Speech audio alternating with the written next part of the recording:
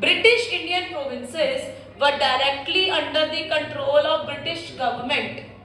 On the other hand, बहुत सारे छोटे बड़े स्टेट्स थे, ठीक है जी, वो प्रिंसेली स्टेट्स थे, उनके जो अफेयर्स थे वो खुद मेंटेन करते थे, but they have accepted the British supremacy. कहने का मतलब वो थे प्रिंसेली स्टेट्स ही, बट सुप्रीम उनके ऊपर राजा कौन था? That was British.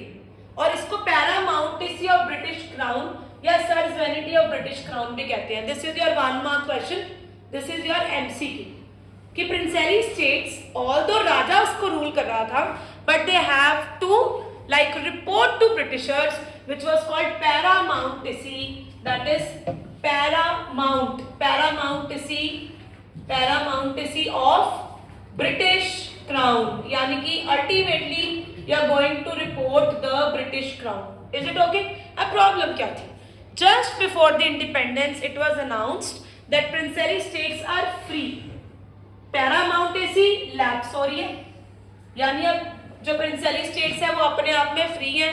565, ये एमसीक्यू बहुत आता है, कितने प्रिंसेली स्टेट्स थे at that time? 565, yes, okay. तो they are legally independent, that is it is up to them whether they want to join India, whether they want to join Pakistan और they want to be independent. तो अब तुम्हें क्या लगता है कि सारे प्रिंसेली स्टेट अग्री कर गए होंगे कि हम इंडिया में आ जाते? नहीं, ऐसा नहीं हुआ था। प्रिंसेली स्टेट्स अग्री नहीं किए थे, बहुत सारों ने तो कह दिया था कि हमने इंडिया में आना ही नहीं है। ओके, तो अगर मैं इसको आगे लिख के दूं, देखो ना, ये देखो, ये हमारा इंडिया का मैप है, देखो जब, कैन यू सी? अगर तुम इस मैप को ध्यान से देखो, इफ यू सी, ये हमारी डिवीजन हो गई, देखो यहां से ये डिवीजन होगी, ये इंडिया तुम्हारा जो है डिवाइड होके बन रहा है, देख लो, ठीक है। ये बंगाल की डिवीजन, ये तुम्हारा बन गया ईस्ट पाकिस्तान, बंगाल की डिवीजन करके, ये तुम्हारा बन गया वेस्ट पाकिस्तान, अंडरस्टूड? अब ये जो ब्लू वाले स्टेट्स है ना, ये तुम्हारे प्रिंसेली स्टेट्स है। मैंने जम्मू कश्मीर पे क्यों स्पेशली मार्क किया? क्योंकि वो तुम्हें कभी भूलेगा नहीं कि जम्मू कश्मीर प्रिंसेली स्टेट था, क्योंकि जम्मू कश्मीर का मुद्दा तो आज तक भी इंडिया पाकिस्तान में प्रोमिनेंट है। ओके, तो ये देखो प्रिंसेली स्टेट, ये जो येलो वाले हैं ये ब्रिटिश इंडियन प्रोविंसेस हैं, जहां पे मैं डॉट लगा रही हूँ। इट मींस जब इंडिया ऐसे बाउंड्री बनी, पाकिस्तान बन गया, जो येलो वाले हैं वो तो इंडिया में ऑटोमेटिकली आ गए क्योंकि Britishers have gone. It means जो ब्रिटिश इंडियन स्टेट्स थे वो तो इंडिया में आ ही गए। प्रॉब्लम इनकी थी, ये जो ब्लू वाले स्टेट्स हैं। अब तुम खुद इमेजिन करो, सपोज ये कह दे कि मैं तो जी आजाद हूं, I am not the part of India, I am independent. It means ये इंडिया हो गया, ये फिर से कुछ और ही कंट्री हो गया, ये थोड़ा सा फिर इंडिया आ गया, फिर ये कोई और कंट्री हो गया, मतलब पार्ट्स में इंडिया हो जाता। You getting my point? Jammu Kashmir भी कहता आई एम इंडिपेंडेंट, यानी ये आजाद कंट्री, ये फिर छोटा सा इंडिया, फिर आजाद कंट्री, फिर छोटा सा इंडिया, फिर आजाद कंट्री, फिर छोटा सा इंडिया। तो ये तो इंडिया ने टूट जाना था। अब यू टेल मी कि ये इंटीग्रेशन का काम किसने किया? Sardar Vallabh Bhai Patel. That is why he is called iron man of instrument of accession हुई थी ना। एग्जैक्टली। जब प्रिंसली स्टेट्स सिग्नेचर करते थे कि we are now officially the part of India, they would sign a agreement, which agreement was called instrument of accession. Accession का मतलब होता है to accede, to come into that union. So they used to sign this instrument of accession. Clear? चलो अब back to topic आते हैं हम। ये देखो जी, ये था इंडिया बिफोर पार्टीशन। तो this was the problem which arose, जहाँ पे कंट्रीज ने कहना स्टार्ट कर दिया कि हम इंडिपेंडेंट रहेंगे। यहाँ से हमारी प्रॉब्लम जो है वो स्टार्ट होती है। With this map you come to this. अब ये बड़ा इंपॉर्टेंट टॉपिक है तुम्हारा कि इस सब में गवर्नमेंट की अप्रोच क्या है। ये तुम्हारा 3 मार्क्स का क्वेश्चन आता है।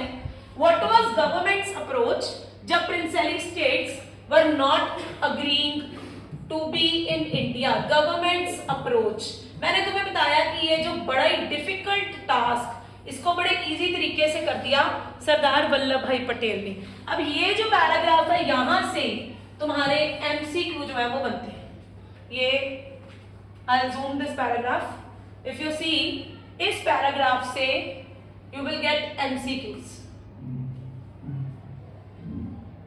ये देखो जरा, यहां से the entering government, entering government क्या होती है? टेम्परेरी गवर्नमेंट, क्योंकि उस टाइम पे इलेक्शंस तो हुए नहीं थे। Entering government took a firm stance against the possible division of India into small principalities।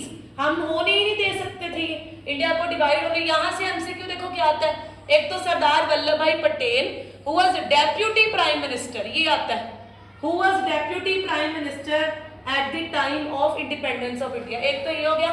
उसके बाद यहाँ से नंबर ऑफ स्टेट्स आते हैं। For example Saurashtra region of Gujarat में 14 बिग स्टेट्स थे। फॉर एग्जाम्पल उड़ीसा जो आज तुम देखते हो वहाँ 26 स्मॉल स्टेट्स थे। इसके अलावा 119 और स्मॉल स्टेट्स थे और पता नहीं कितने ही स्टेट्स थे। एक तो ये एमसीक्यू बन के आएगा तुम्हें, और एक जो तुम्हारा क्वेश्चन आता है it is of 4 marks, 4 mark का क्वेश्चन आता है तुम्हारा, व्हाट वाज गवर्नमेंट्स अप्रोच, ये दिस वन, ये पैराग्राफ बहुत ज्यादा इंपॉर्टेंट है। गवर्नमेंट की जो अप्रोच थी that was guided by 3 consideration. पहला, ज्यादातर जो लोग थे प्रिंसली स्टेट्स के they wanted to become the part of Indian union. लोग खुद चाहते थे कि हम इंडियन यूनियन का क्या बने, पार्ट बने। तो फर्स्ट पॉइंट क्या आ गया, पीपल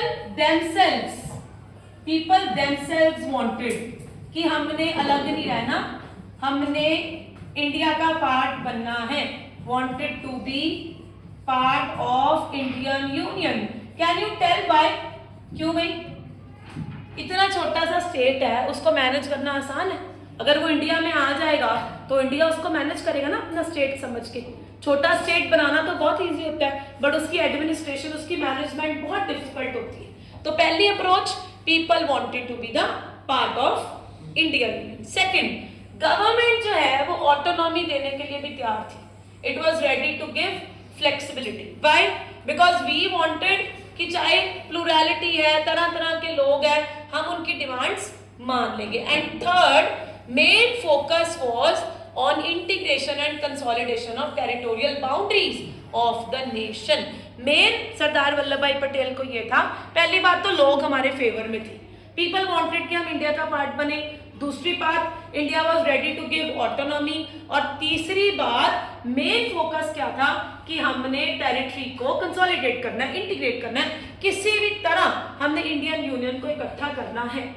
15 अगस्त 1947 तक काफी सारे स्टेट्स इंडिया में आ चुके थे, मतलब काफी सारे स्टेट्स जो है वो आ चुके थे इंडिया में, कोई ऐसी प्रॉब्लम नहीं थी। But there was some problem with some states.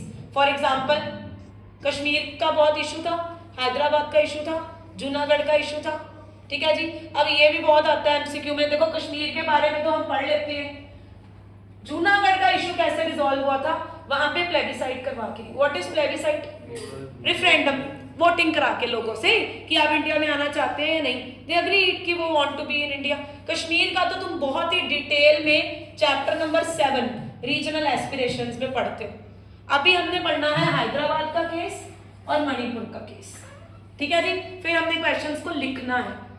कौन सा अभी तक हमने क्वेश्चन किया कि what was the problem at the time of integration of princely states. Can anyone of you tell me क्या प्रॉब्लम थी? मानस बताएगा, चल मानस, क्या प्रॉब्लम थी उस टाइम पे? चलिए बेटे, अदरवाइज ओवरऑल प्रॉब्लम क्या थी? प्रॉब्लम आई ही क्यों? क्योंकि India was divided into 2 types of states, princely states and British Indian states.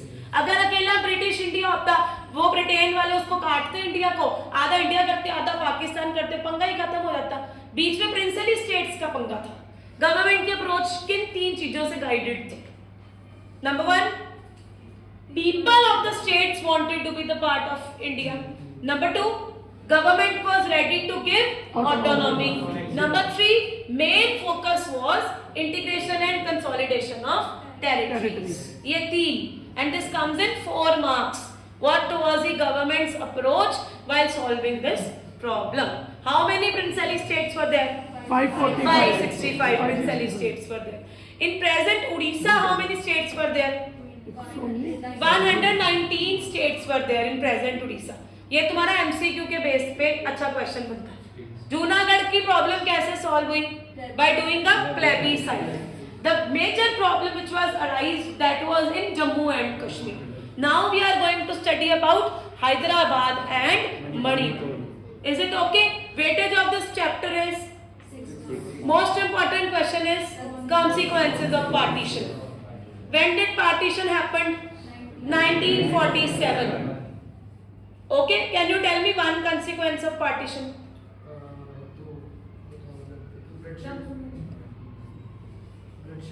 Bloodshed था, women were raped, abducted, kidnapped, anything, or 80 lakh people migrated, many lives were lost, Bengal was divided, the communal rights took place, problem of refugees, problem of minorities, movies बनी उस पे, writers ने लिखा, 6 point learn करने। मेरे पास online marking की एक sheet है पॉलिटिकल साइंस की, तुम्हें मालूम है ना ऑनलाइन मार्क, बंद कर दे रहे 2 मिनट।